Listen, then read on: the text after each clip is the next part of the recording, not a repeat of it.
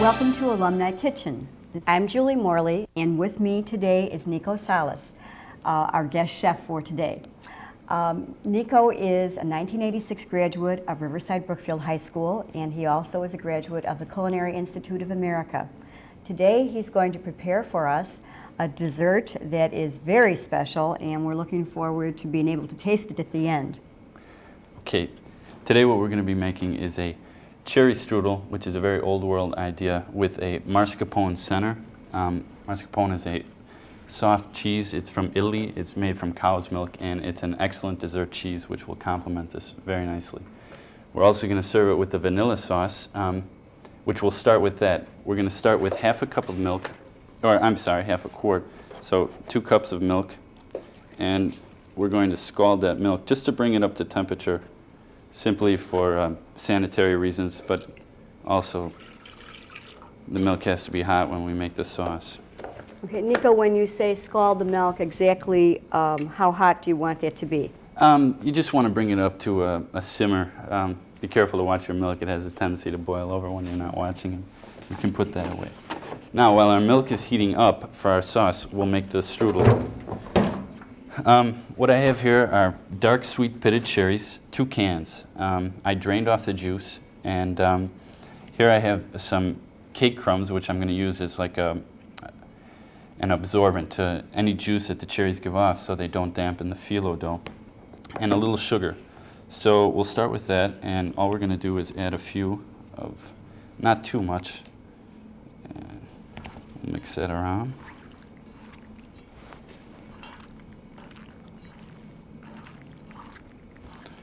Are the cake crumbs any special type of cake crumbs, or just anything? Yeah, actually, what I used yesterday was I mean, you could use breadcrumbs, but it's a pastry, so you want to use something of a sweet origin. So I use pound cake crumbs, and okay. If you're not happy with the dessert, there's half a pound cake left over there.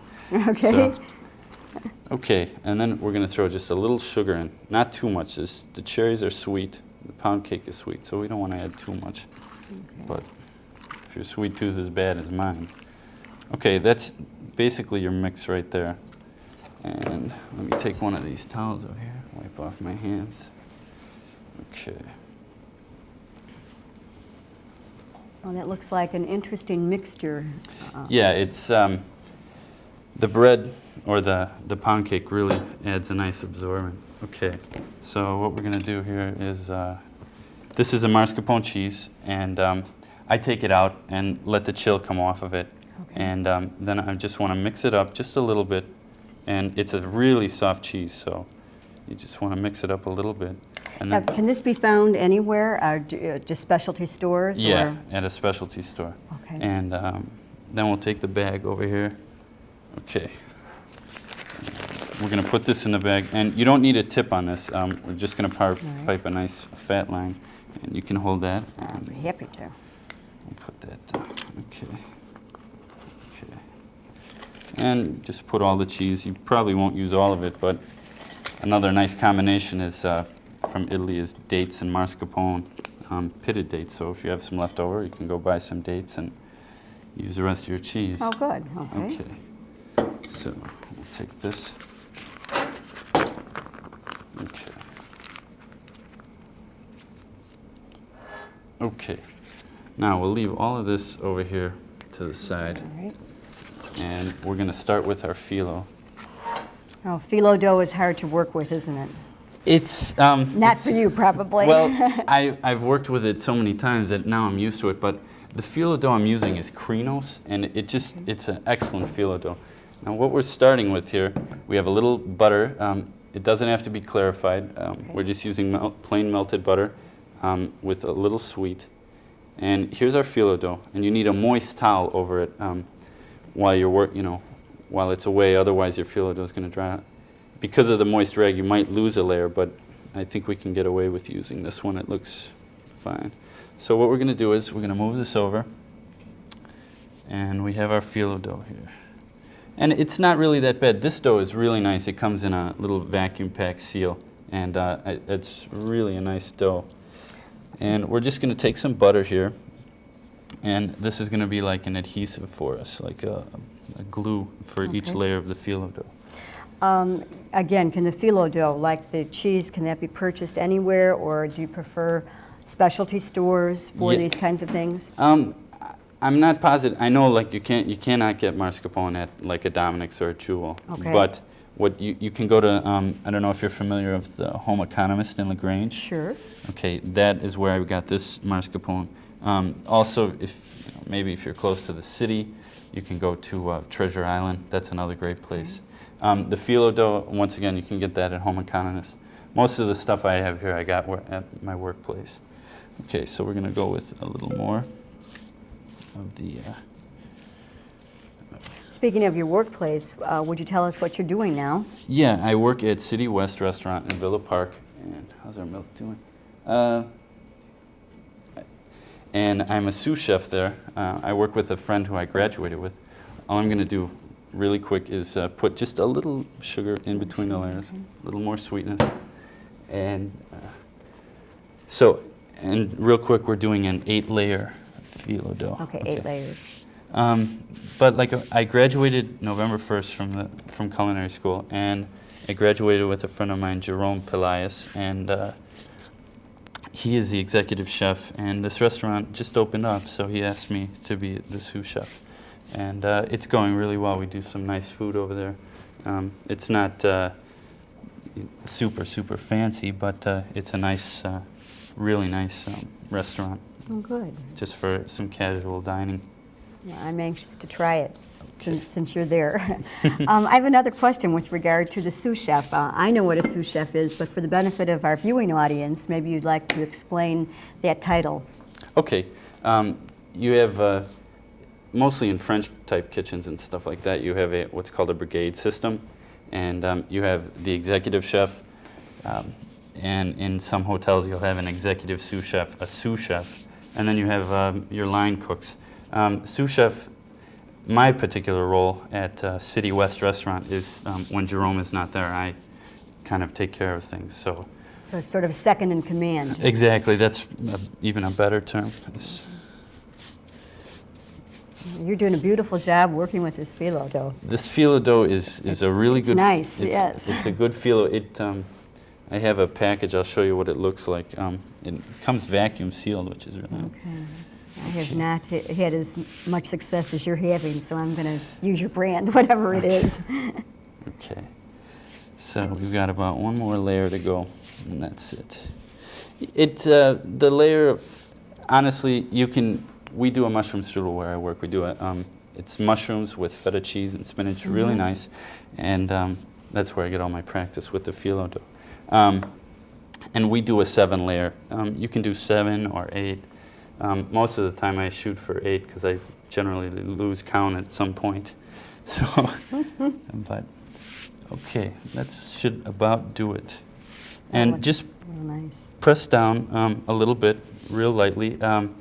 Usually what your biggest problems with phyllo dough is when they fold it over and they put it in the packages, you get those stress points. Right, yes. So with this, I found that I don't have too many problems. So when you press down, make sure it's light, because when you press, sometimes you can press out and you'll get a tear down the center. Right. Okay, now that you're finished with that, what we want to do is put this back on top. Don't want to catch that on fire. That'll keep our phyllo dough fresh. Okay. And we're finished with that. Do we want this back? Yeah. Okay, so what we're going to do, let's take this, clean this off a little bit.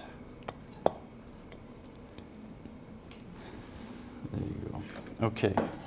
And then we're just going to... Okay. And you want to, of course, have your oven preheated at 400 degrees. Okay. So... You've, of course, done that already. Right. Yep. Okay, we're all set. Okay. Wow, that looks good. Okay. 2 cans is generally enough, I found. If you really wanted to get crazy, you could put 3 cans. Okay.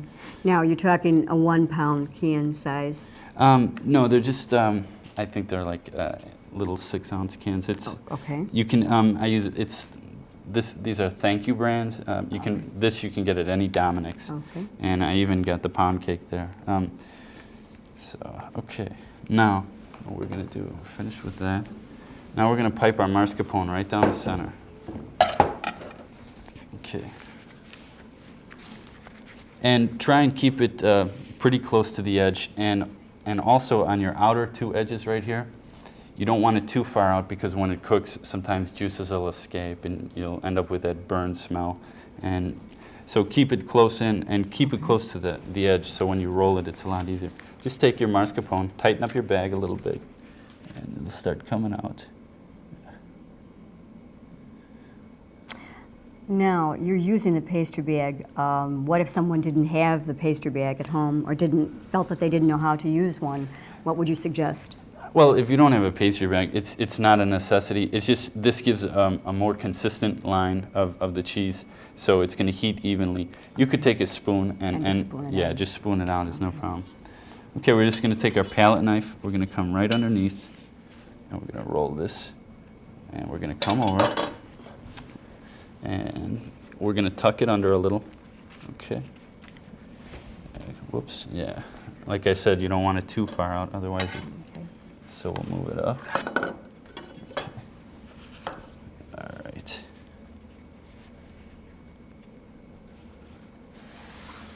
Okay, and we can take these and just stuff them. Put them back in. Yeah, check which side. Okay. Well, a lot of times what I'll do is you're going to have to push it in anyways because it's not a real solid mixture.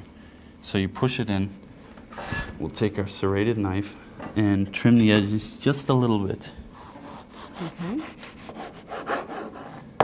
Okay. With 3 cans, you can of the cherries. You would of course get it all the way out. But, anyways, we're going to push it in. Okay, and then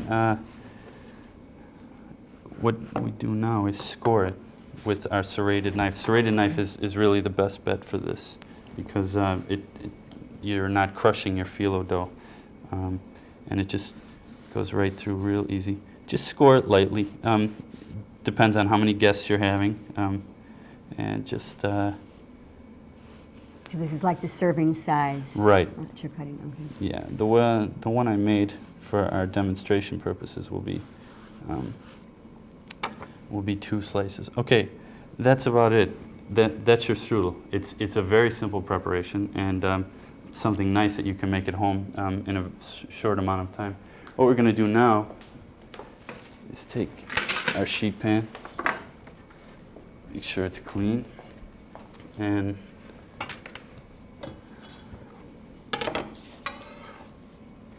just there we go. Okay. And Now it's ready to bake. right, that's your strudel. You want to coat it with a little butter, not too much. Now the butter will help it to brown more. Right, exactly. And it takes about 25 minutes to a half hour, not too long, at 400 degrees. And then your cheese becomes nice and warm, melted. It's a really nice dessert. Sounds delicious. Okay, so then this would go into our oven at that time, but it does take 30 minutes. At that time we don't have. Okay, let's see. And, is our milk heating? Should be, yeah, it's just about there. While that's going, what we'll do is take our phyllo dough. We don't want to waste any. And yeah, it's heating up real nice. Okay, turn it down. I'm not used to, without being a prude, I'm not used to electric. I know. So, but that's all right. And just roll this up. And to keep this, all you have to do is you would wrap it in saran, and that would be the extent of it. Now how long will this keep for? Oh, I would say a long time. A long time. Yeah, it's. Okay. I would say. Well, if you buy it Couple in weeks? definitely. Okay. Once it's open though, you don't want to keep it too long. It will. It just dries out and it'll crack. So the sooner you use it, the better. Yeah, Okay. the better. Okay. Okay. All right. For our vanilla sauce, this is just a simple sauce. There's no problem here. We start out with the 2 cups of milk, half a quart. We're going to 5 eggs, which we have down here. Okay, 5 egg yolks, in our bowl, and we take 4 ounces of sugar, or half a cup. Okay, and we'll measure that out to 4 ounces. It's always interesting to watch chefs work because they don't measure the way that we've taught the kids. Yeah, you learn by developing taste. Right. Well, the more I've gotten with school, where I went to school, we used recipes, but the emphasis was to get away from that, to learn to work. I know. With baking, though, on the other hand, with this, okay, our milk is getting nice and hot. All right. Baking is precise. Yeah, baking is precise. So, okay, with our vanilla sauce, what we're going to do is, let's get a couple vanilla beans here. We have the 2 cups of milk, 5 egg yolks. You can use your egg whites maybe later for a meringue or something like that. We have 4 ounces of sugar, and we have half of a vanilla bean split. Okay. Okay, could you tell us a little bit more about the vanilla bean? Yeah, it's most people commonly use vanilla extract. Right. This is just this is the purest form. I guess it would be the best way to say it. What we're going to do is we'll split it, and we'll scrape all the vanilla on the inside out, and then that'll give the flavor. Is just, yeah, a lot of people use them in creme brulees and other pastries. Okay. But what I do with the sugar is I have the 4 ounces. I'm going to put half with my eggs. Okay. And then I'm going to put half with the milk. Now the reason I do that, one, the sugar in here is going to break up the yolks. Okay. And we'll mix that up a little bit. It'll help to break it. You use, just like you would use salt in a mousseline, or like a mousse. In your mousse, it breaks up your egg whites. It's the same principle. In here, it's going to melt the sugar. So we mix that around. Now, you can help me here by, maybe we'll get a towel so we don't make too much noise. And you can hold the bowl and just watch your hands. I'm going to pour this, we're going to pour the milk in slowly, and as you can see, the milk is scalded, it's steaming. And just whisk it pretty briskly. You don't want to cook your eggs. No. So that's the purpose of whisking quickly like this, right, is not to coagulate those eggs. Right, and when you're making the sauce, the most important thing, because it is going to go back on the fire, a little spill. Okay, let's clean that out. Okay, there we have that. Now we're going to take our vanilla bean, okay, and just split that really quickly.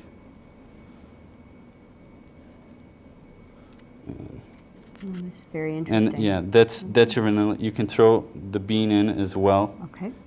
This is a small amount of sauce. You can, and this is probably enough. As a matter of fact, that's probably enough right there. But vanilla is such a, I really like it a lot. So, and that's the thing.